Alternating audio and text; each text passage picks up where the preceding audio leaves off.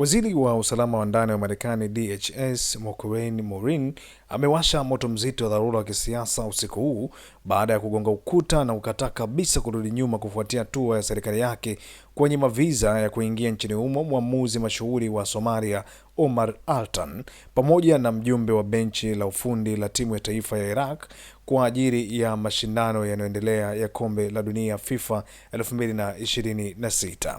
Hatua hii thabiti ya kiutawala imezua dharuba zito la mijadala mitandaoni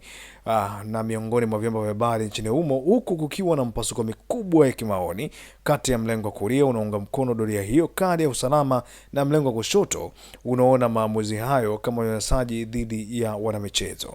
Katika dondoo za kauli yake kali aliyoitoa mbele ya waandishi wa habari jijini Washington, Waziri Morin ameambia msimamo wake kavu bila kupepesa macho, akisisitiza kuwa usalama wa taifa la Marekani ndio kipaumbele cha kwanza na hakuna mwanya utakaoruhusu kuvunja sheria za ukaguzi wa mipakani msimu huu wa kiangazi. Morin alifunguka kwa mamlaka thabiti akisema, hatutaruhusu watu wenye uhusiano wa uhalifu kuingia nchini hapa. Sijali hali yako ni gani. Kuna sababu thabiti kwa nini mtu huyu alinyimwa visa. Vyombo vya habari vya mlengo kushoto vinataka kuripoti kuwa yeye ni mwathirika, yaani victim, lakini kiusalama wetu hauna mjadala.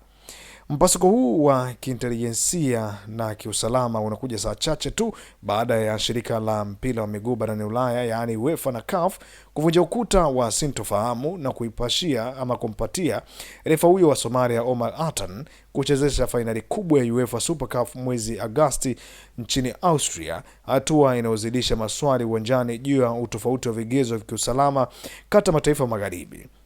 Wakati washariki na mwanaharakati wa michezo wakisukuma dondoo zinazokosoa uamuzi huo wa DHS kwa madai kuwa unaathiri taswira ya dharura ya kombe la dunia msimu huu, upande wa serikali ya Trump umeendelea kuweka ulinzi mkali mipakani, huku kukiwa na tahadhari kubwa ya kiusalama inahusisha wageni wote wanaoingia kushuhudia mashindano hayo wikendi hii.